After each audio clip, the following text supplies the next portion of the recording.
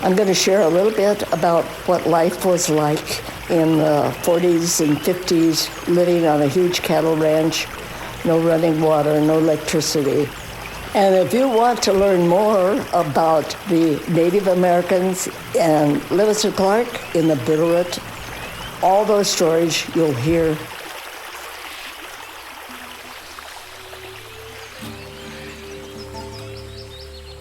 Welcome to The Trail Less Traveled, an adventure radio series and podcast dedicated to collecting stories and sounds from around the world in order to take you back to mankind's earliest form of entertainment, storytelling.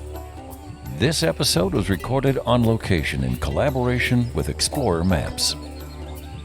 Missoula, Montana is a mecca for outdoor enthusiasts, and each week we will bring you tales of adventure from both near and far, as well as information and inspiration and a few tunes to set the mood. You can subscribe to the podcast and learn about our international outreach projects at traillesstraveled.net. And now, here's your host, international expedition guide, conservationist, and yogi, Mandela. Today, The Trail Less Traveled is being recorded at the Holt Ranch, established in 1896. And we're here just outside of Lolo, Montana. We're sitting down with Ramona Holt. She is a rancher at heart. She was also the first female graduate in fisheries management west of the Mississippi. She led a vibrant life of ranching, rodeo, horse shows, art shows, and opening the Holt Heritage Center. Her and her family donated the land that is now Travelers Rest. Travelers Rest is just across the street from where we sit right now, and that is the only place that has been proven that the Lewis and Clark expedition camped there in 1805 and 1806. I'm going to leave it to Ramona, though, to share the history of this land. That's why I'm sitting down with her today. She's an amazing storyteller, and I just want to start by saying thank you, Ramona. You're welcome. It's my pleasure to be with you, Mandela. You're a great storyteller yourself. Where did you grow up, and how was adventure a part of your childhood? Grew up in southern Colorado, born and raised there, and fortunate, one of the last generations probably, to grow up on a large 10,000-acre cattle ranch. We had a line camp that we would sometimes, when we were checking cattle or fences, we'd have to stay overnight because of long distances. But wonderful childhood. When I went to school, you rode the bus, you left before daylight, and you got home after dark. So, yes, and you did the chores before you left. Milked the cows, fed the pigs, did all that. But you know what? It was part of life. You really kind of enjoyed it. And it was much better than those kids that grew up in the city. They always loved to come to the ranch and see what we were doing. And we didn't have electricity or running water, either one. But my dad was very innovative and very mechanical. He rigged up kind of like a windmill, a wind turbine, that had a generator on it that would charge a battery. And at night we would have lights and we would run the radio with that battery. But otherwise we did not have anything electrical. And he built a cistern for our water. And now this sounds crazy, but the irrigation ditch that we'd use in the summertime, that water was so pure, we filled that cistern, which was like about 4,000 gallons, with that irrigation ditch in the summertime. Lasted us all winter. And we had what they called a pitcher pump in the kitchen, which is a pump that you pump by hand. In a way, we had running water in the kitchen. It was cold water, but you didn't have to carry it in. And you didn't have to carry it out either. We had a pipe so that the wastewater ran out. So in a way, it was pretty modern, but yet it was very rustic. Our heat was wood heat, always wood. And at night, we'd go to bed. We'd heat ironing iron up on the stove, wrap it in newspaper, and a Turkish towel, put it at the foot of the bed to warm your feet because it was so cold when you went to bed. Mm-hmm. And so you really appreciated it when you had a warm bed to go when you went to bed. Yeah, pretty great experiences growing up. And I had 3 sisters and 1 brother, all older than I. And in 1948, our land at the home ranch was at 7,000 feet, but the summer range went up to 10. And the altitude was too high for my mom. She had a bit of a heart problem. And so in 48, we sold the ranch, and my parents decided they still wanted to live in the mountains, and they moved to Lolo, Montana, and bought a couple small places, and they were supposed to retire, but ranchers never retire. No, it's in the blood. I was going to college at that time in Colorado, and I stayed. So then I came to Missoula and was going to go to the university. But I went 1 quarter, and they did not have what I wanted, and so I went to Bozeman. And that's where I did all of my graduate work. Tell us a little bit about that graduate work. So you were the first female graduate in fisheries management west of the Mississippi. Yes, I did a study on whitefish, and it was thought that there were 2 different subspecies of the whitefish, one on each side of the divide. We collected lots of whitefish, and I did many studies on counting scales, measuring, etc. And that's what my thesis was on the Rocky Mountain whitefish. And I was able to rename a subspecies, and it was called Lewis Clarkii. So we had Lewis and Clark even back there before I realized what Lewis and Clark was, because I had not lived in the area that long. But yes, college was a great experience. That's where I met my husband. And then we bought a piece of land here at Lolo, and we've been here ever since 1960. We moved into the house that I live in right now and built 1 room on because we had 4 children, and we needed a place for them to entertain and have fun, have their friends over. And we also did that so the boys could walk to school rather than us have to haul them to school for the grade school. Mm-hmm. So this house that was built in 1896, we've added on to twice. Once in 60, once in 76, and made it so that all the rooms are accessible to bathrooms on their level. And we have 6 bedrooms. And we think that next year we're going to open the house to the public for tours along with our museum tours. And the museum is a collection of art and Western and Native American memorabilia that my husband and I gathered during the time that we were rodeo. He was a professional rodeo announcer, I a professional rodeo secretary. We traveled all over the Western U.S. and all of Canada doing rodeos. Wonderful people that we met during that time. Usually the rodeo was in the afternoon, and then there was a night show at night. And at that night show, there was country western singing stars, movie stars, celebrities, all kinds of people like that, whom we got to know.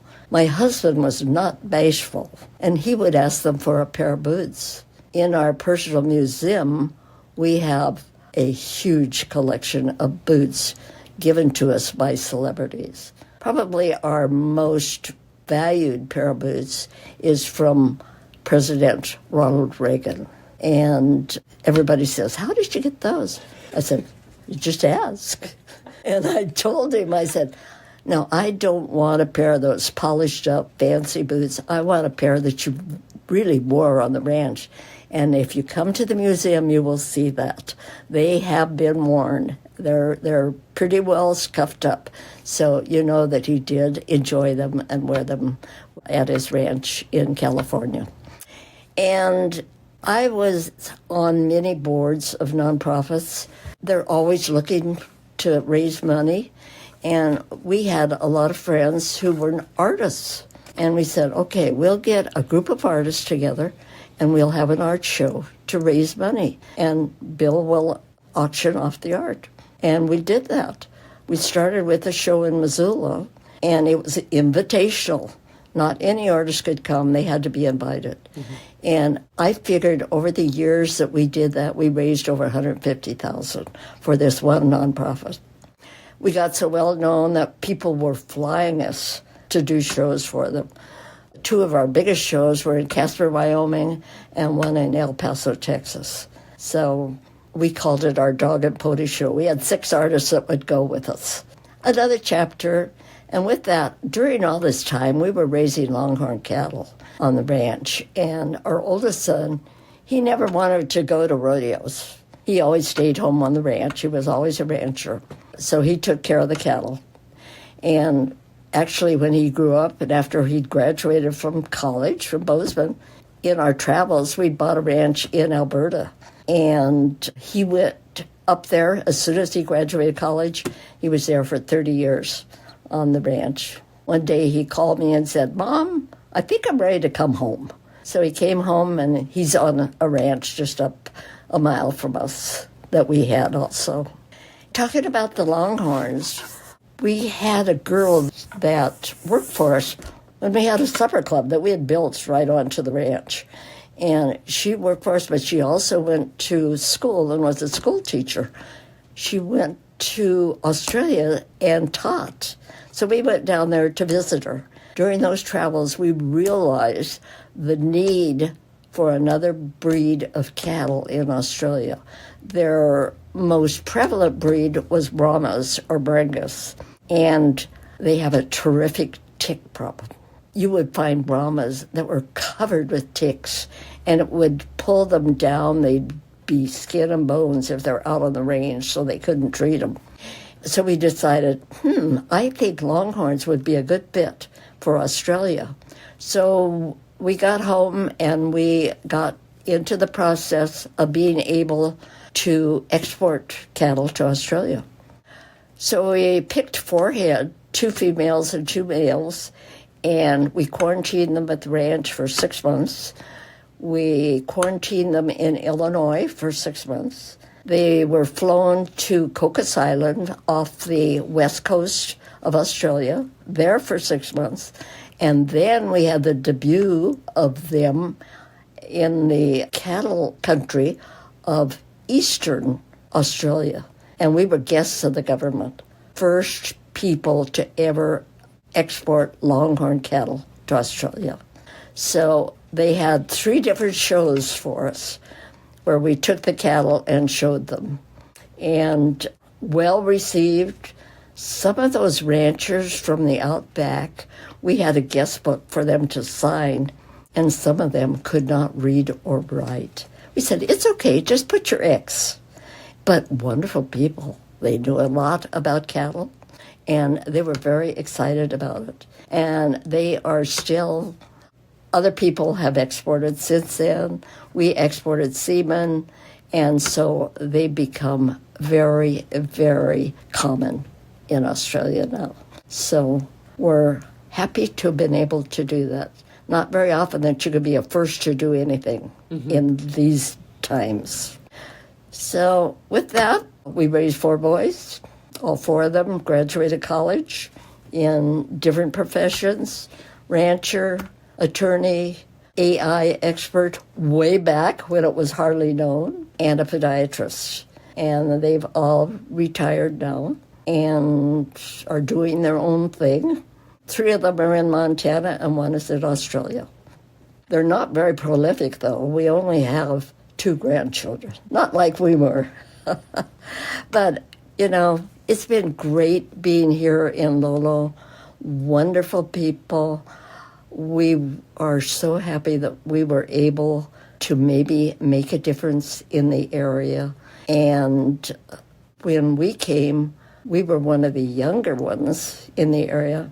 Now I'm the elder. My husband passed away in 22. So I'm the only one of the group of people that we knew that are still here. And that's okay. If you come to Lolo, just come to the museum. Ramona, I'd like to talk to you about the story of you donating Traveler's Rest and also that expedition that Lewis and Clark went on, as well as some of the other stories of this land before it came to be the bustling city of Missoula, Montana. And the suburb of Lolo, which has really grown. Yes, pretty interesting, the story of Lewis and Clark.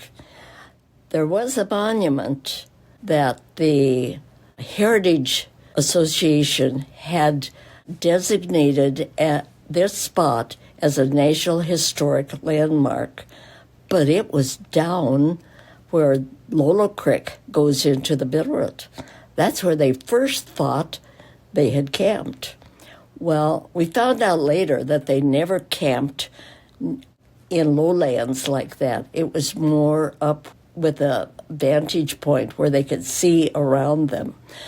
In about 1999, a group, after they'd read many of the journals, they decided that it was farther up Lolo Creek, probably maybe a mile even. So they came up the creek, which would be west of what Highway 93 is right now, and they went to looking to see where it might be. So they looked and they found this one spot that looked like it may have been disturbed. And the reason they could see that is they had a way from the sky that they could determine if the land had been disturbed. And they saw several places where it looked like it was disturbed, and it was in an area where it had not been farmed. So they figured there was something there. So they started looking.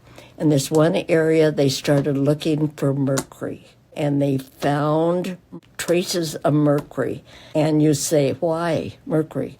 The reason being that if any of the people in the expedition got ill, they would give them these pills called thunder blasters.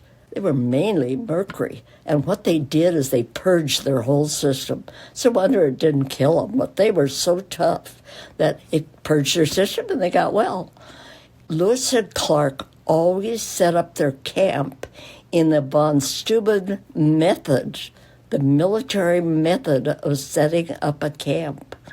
And they took all those measurements and they found where they had the tents, where the cook stove area was, where they made their bullets, all because of those measurements. And when we knew that, we knew the bicentennial was coming in 05 and 06. And 99, the Park Service had no plans for anything to celebrate this. And we had this piece of land that we thought, we have a big shop on it. We thought this would make a good museum and visitor center for this occasion. So we decided, well, maybe we will convert that into a museum and a visitor center. So we got busy on that, got it converted, and did not quite have it done for the bicentennial, but it was usable. And so the parks could have the celebration in 05 and 06 on the north side of Lolo Creek because the access on the south side was not good. So we had this metalworks in Missoula make this bridge to go across Lolo Creek, this walking bridge. The morning that we were opening for the bicentennial, they finished placing that bridge. So we were ready, and it was a marvelous celebration. Marvelous. And every year since then, the visitation for Travelers Rest has increased. As far as visitations, it is the largest, most visited park in Montana and is the newest. During that time and from them forward, we have tried to help increase that visitation, tell the story of Lewis and Clark, how tough they had it after they left Lolo, because it was in the fall. They went through here in September going west, early winter. When they were going over Lolo Pass, the snow was 3 or 4 feet deep. They almost starved to death because there was no game up there. When they got on the other side, if it weren't for the Nez Perce women, they would have never made it. But they did. There was a woman that found them, took them to the camp, fed them, clothed them, got them strong again before they continued on their journey. So there were friendly Indians, and most of the Indians that they encountered on their whole travels were friendly, except when they ventured off to the north in the Blackfeet. They had a little bit of a problem with them, but otherwise in this area it was great. It was great. And since then, I've helped Lolo Hot Springs do a celebration there 2 or 3 times a year to commemorate them going through Lolo Hot Springs and enjoying the hot springs back then. So, everybody loves the hot springs. Yeah. So anyway, Lewis and Clark is an integral part of the history of this area. And the Salish and the Nez Perce, that was a crossroads for centuries for them here at Travelers Rest. Let's say that this has been a crossroads for centuries for the Native Americans. And you will find part of that story when you come to visit the Holt Heritage Museum. St. Mary's Mission in Stevensville. The town of Stevensville is the first settlement that was recognized by white people, that was successful in remaining a settlement through the years. So we have a lot of firsts here in the Bitterroot and the Lolo area. And I think it's imperative that we all recognize this and continue preserving, telling the story, and let people realize how important it is. Many things change, but stay the same, because we always have to go back to the land, and it tells the story of what came before us. And now we have to take care of it because it's what takes care of us in the future. No matter how modernized we become, we still depend on the land for sustenance, one way or another. And Lewis and Clark did. The Nez Perce, the Salish did. They come here to dig the Bitterroots in the Bitterroot area. And then they'd go across the mountains for the salmon and the steelhead. And the Nez Perce came over this way to get the elk. So, we live off the land one way or another. And it tells the story, and it will continue telling the story. No matter how modern we get, the land is our sustenance, and it will be here forever, and we must take care of it. Being good stewards of the land is so important today. We can all benefit from it. No matter how small a plot you have, you can make a difference. Learn about how you can plant, even if it's just herbs with your food seasoning. Even that will help. But it's amazing what you can raise in a little greenhouse or a little area. You will see in the cities, they have areas on their rooftops where they're raising fruits, vegetables, and it's very successful. Indoors, up the Bitterroot, they once had a mushroom growing area. And now I have a friend who is thinking about raising hothouse tomatoes. And it is right up at Lolo Hot Springs, using the hot water to heat the area and to grow hothouse tomatoes. You'd be amazed at what you can do. A small plot of land. My mother had about 2 acres of garden that she raised so much. Raspberries, blackberries, plums, apples, pears, peaches, and in the garden, all kinds of legumes. Beets, carrots, parsnips, potatoes, and corn. You know, you don't have to have a huge plot. Just take care of the land and make sure it's aerated. And the best thing to keep it aerated, go to one of your neighbors that have livestock, get some of that manure. It will keep the land aerated. And in your small plot, you'd be amazed at how much better all your crops will grow. So learn about it. Go to the county agent if necessary. They will teach you the basics of raising food on a small plot of land. That's why we have the Extension Service, which works out of Bozeman. But they have satellites all over the state, and they'll teach you how to do this. And it's possible, it's plausible, and it is the right thing to do. Ramona, this is a radio show. The people listening cannot picture where you are right now. So I'm inviting you to paint the picture in words as to where we are standing right now. And then can you tell us the story of the Indigenous peoples who were here long before Lewis and Clark arrived? Absolutely. Yes, we have a rich history of the Native Americans being in this valley. Not only the Salish and the Kootenai, but also the Nez Perce, the Blackfoot even came into the area some. So yes, we have a rich, rich history. In fact, at our home here in Lolo, if you'll look up the hill, on the top of the hill is a big rock that comes out of the hill.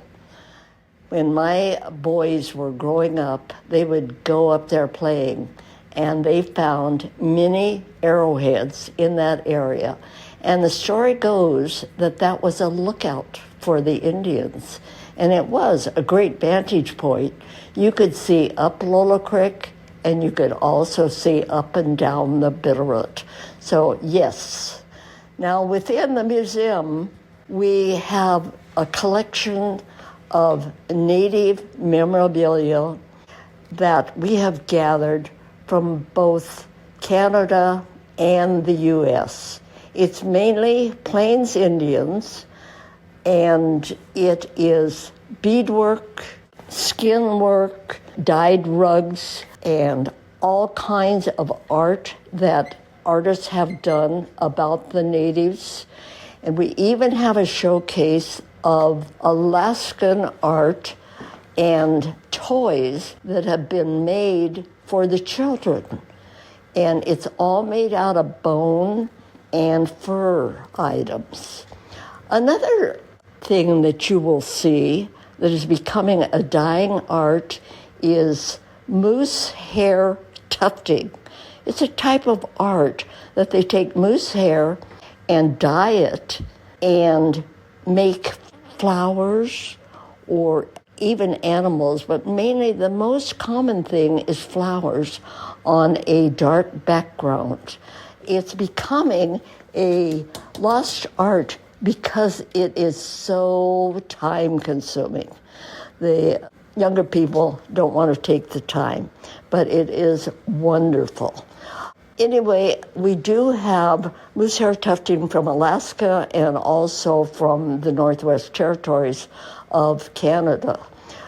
But they're also famous for all their beadwork, all kinds of beadwork on their moccasins, their clothing.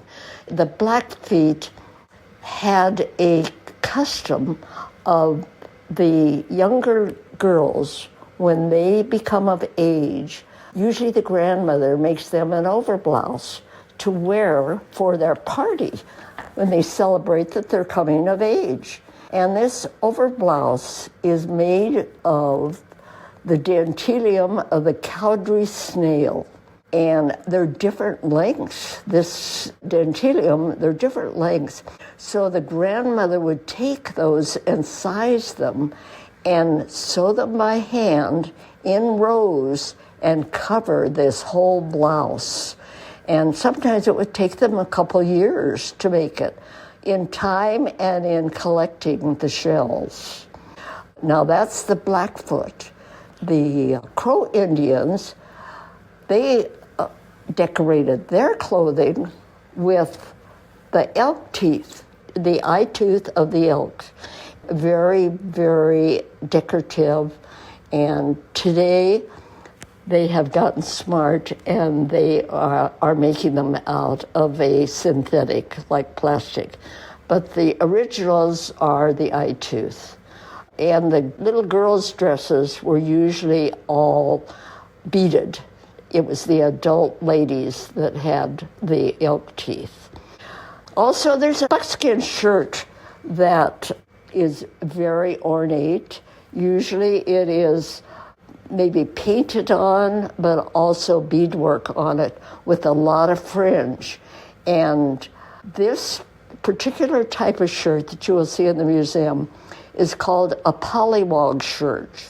And it's called that because there's lines of polywog from over the shoulders and down to the waist. And they thought that was magic. And the reason they thought it was magic is because the polywog turns into a frog. So they thought that was very magic. Now we do have some examples of Nez Perce bags that they use for traveling, and drums, also parfleche traveling bags, which is only a partially tanned leather, so it holds its shape, and it's called parfleche. Boots that are fully beaded of the Nez Perce, Blackfeet breastplate made out of trade beads and bird bones, their leg bones. The headdress for men when they're doing their fancy dancing, it's pretty amazing. Very intricately made, and it's made out of porcupine hair. You would never guess it, but it is porcupine hair. We have a medicine man headdress, and it is very decorative with a lot of ermine on it. It's lined with trade cloth. Very, very old. Ramona, when you say trade beads and trade cloth, what do you mean by that? That means that these are beads that they did not make. They did not get them from any plant or anything. They traded the trappers. Most of them came from Austria. That's how they got them, was from the trappers when they came to the area. Different colors, different lengths, different sizes, different shapes. So they were able to adorn their garments with them, and they would all be different, Also, we have a Nez Perce ladies' dress, all white leather, adorned with a lot of fringe, beady work. The whole bodice is beadwork, and it is over 125 years old.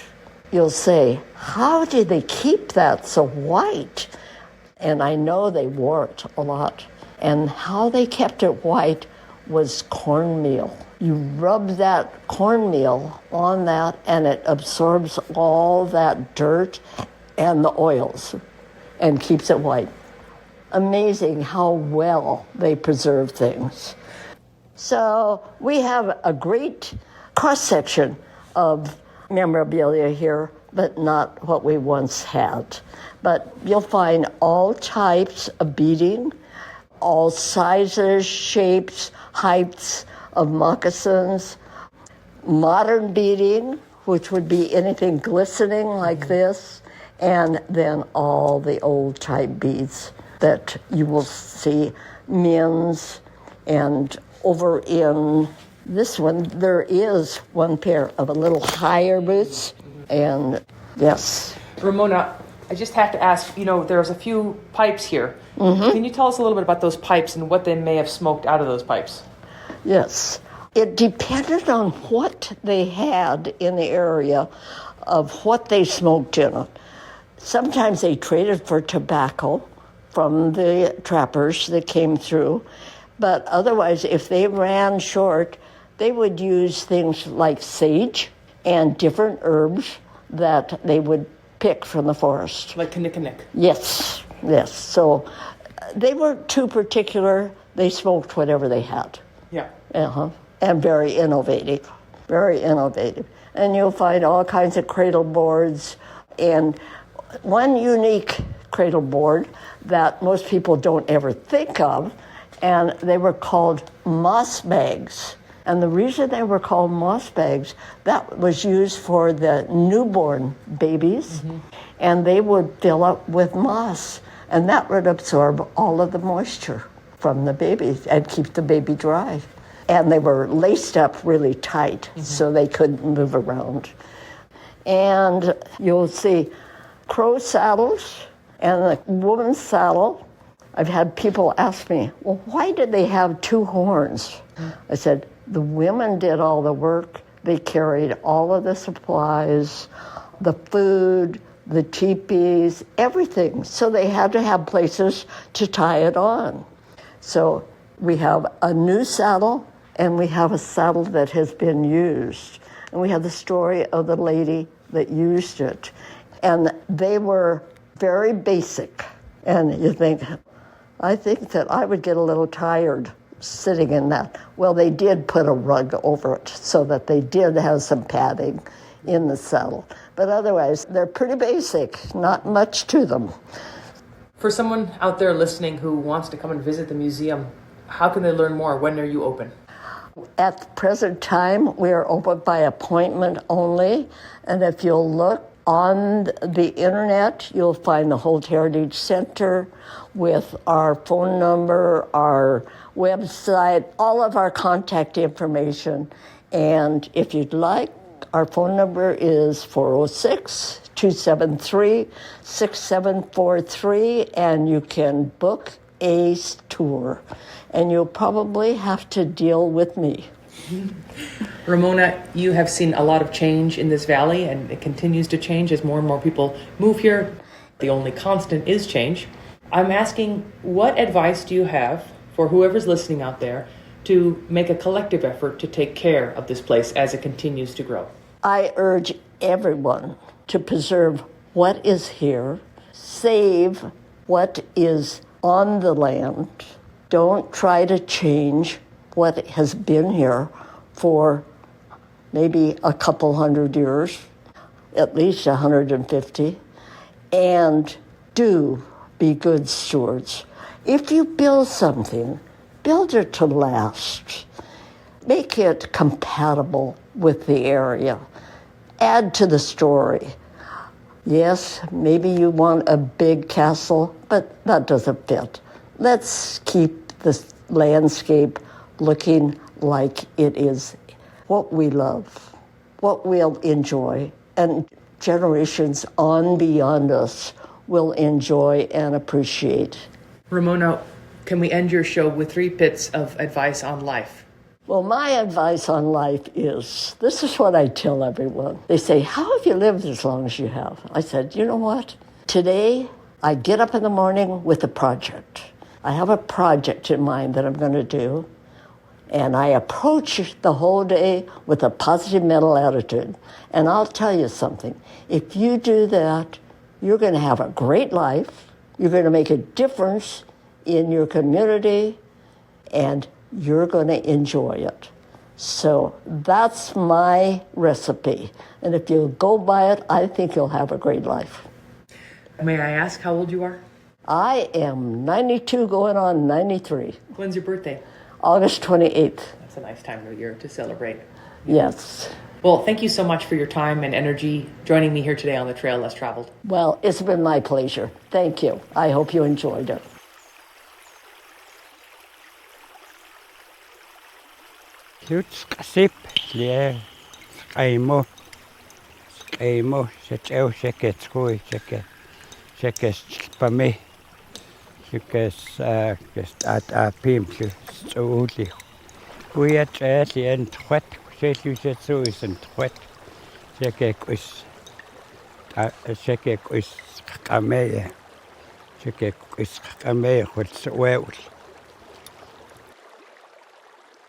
It's really important to us today because it's polluted, and we try to talk about our waters, Besides the fish and the land, it grows everything in this world, The water is so important, And it seems like some way we were polluting it, with oil, with all this stuff, And today, long time ago, I used to come right down here, swim in this river, and I used to take a dipper, and I used to drink this water.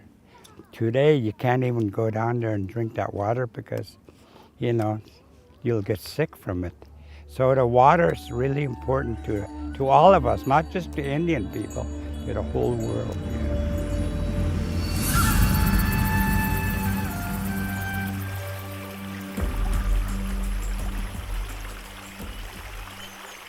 Hey there, my name is Nuria Nulliner, and I'm ambassador for the Montana Wildlife Federation, the oldest conservation organization in Montana, dating back to 1936. MWF is committed to protecting Montana's wildlife habitats and access to public lands. My conservation tip is to get engaged with your state's legislature. Advocating for laws that will protect wildlife and habitat are some of the most important work that conservationists can do. Writing to your local legislator about your concerns can go a long way. And remember, when you write to your legislators, be polite and respectful. MWF always has great resources to stay engaged with the legislature, as well as bill tracking and educating the public on how to have their voices be heard. For more information and become a member of the Montana Wildlife Federation, visit montanawildlife.org. That's montanawildlife.org. That's it for this week's adventure, my friends in Missoula and around the world. But until next week, please remember, conservation is not a spectator sport. Living in Missoula is a privilege. With privilege comes responsibility. Please get educated and engaged. Speak up on behalf of wildlife and wild places. And if you think you're too small to make a difference, well then you've never spent the night with a mosquito.